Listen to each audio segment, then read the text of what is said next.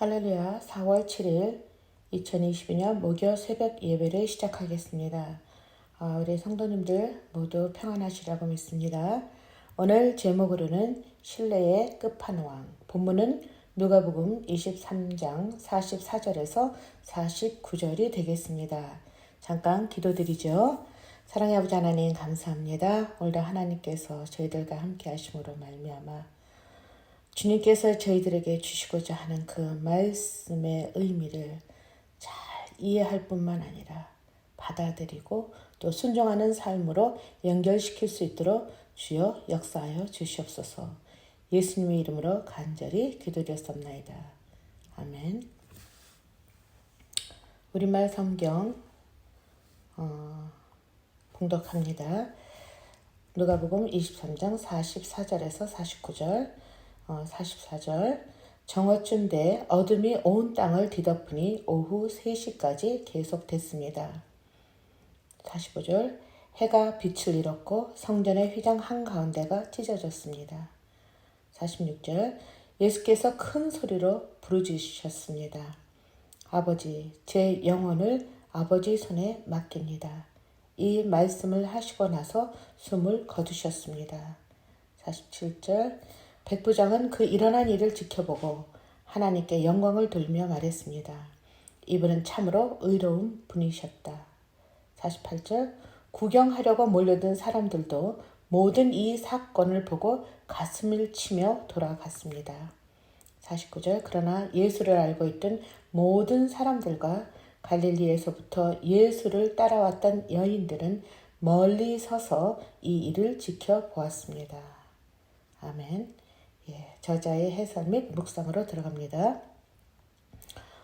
구두수송공 출신의 미국의 훌륭한 부흥사 드와이 무디는 죽기 직전에 나는 땅이 물러나고 하늘이 열리는 것을 본다.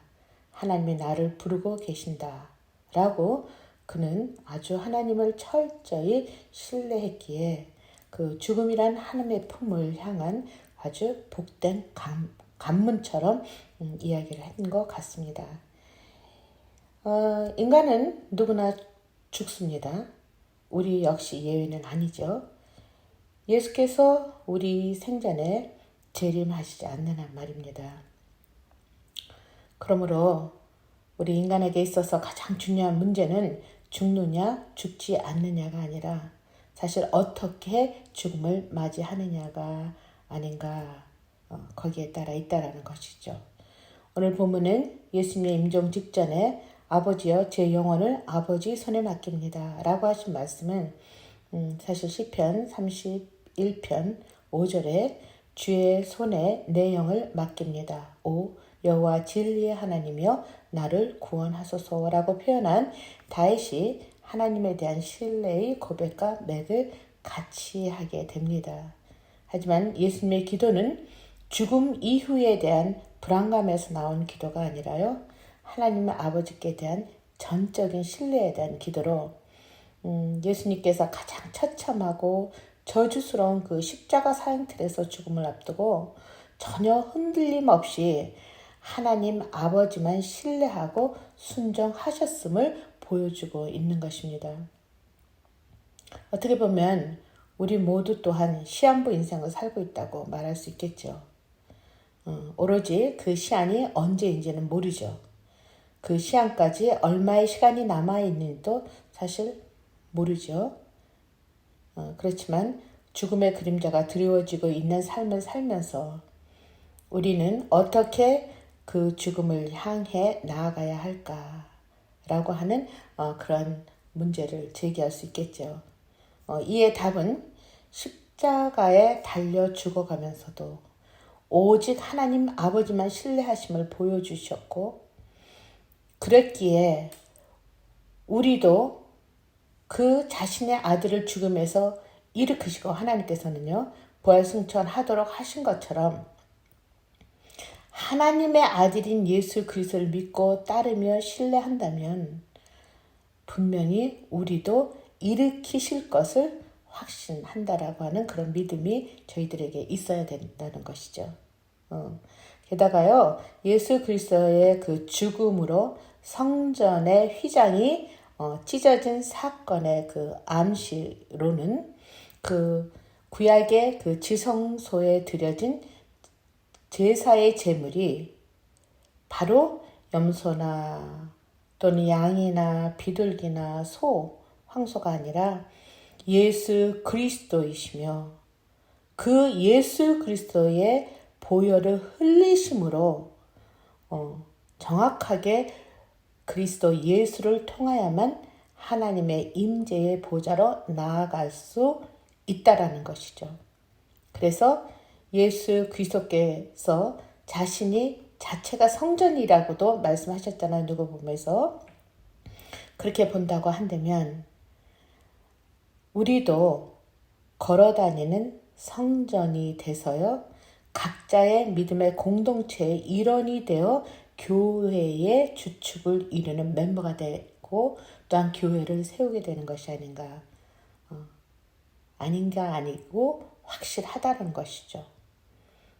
게다가 또한 이 유대인이나 이방인이나 할 것 없이 누구든지 그리스도 예수를 통하여 성전에 들어올 수 있다는 거죠. 그러니까 하나님의 보좌에 이룰 수 있다는 것이요. 즉 성교의 문이 열려 있게 된 것입니다. 그러므로 우리의 죽음 그리고 죽음 같은 상황이 오더라도요. 우리도 주님과 같은 기도로 하나님을 끝까지 신뢰해서 마치 오늘 제목처럼 신뢰의 끝판왕으로 굳건히 믿고 따르며 그리고 우리가 알고 있는 그 한 사람, 그 한 친구조차 우리처럼 신실한 믿음의 성도가 되도록 믿음의 공동체의 일원이 될 수 있도록 저희들이 전도도 하고 또한 기도도 해야 하지 않을까 그런 생각이 들어집니다. 오늘 곧바로 이 묵상과 적용에 들어가서 질문 1은 당신의 이 땅에서의 삶이 마감되는 그날을 준비하고 계십니까? 또 어떻게 준비하고 있습니까? 질문 2은요. 이 땅에서 죽음과도 같은 날들을 대할 때 하나님께 어떻게 기도를 드리시나요? 라고 묻고 있습니다. 오늘 전체적인 메시지 자체가 죽음을 통해서 그리스도 예수의 죽음을 통해서 그 실제적인 사건과 또 일어난 암시적인 사건 또 그것이 저희들과 어떤 관계를 맺게 되는지 한번 생각을 하는 그런 귀한 시간이 됐으면 참 좋겠습니다. 기도하겠습니다. 하나님 아버지 감사합니다. 진짜 저희들이 그리스도 예수 그 예수를 저희들에게 주심으로 말미암아 저희들에게 새 생명이 주어진 것처럼 저희들 그 마치는 순간까지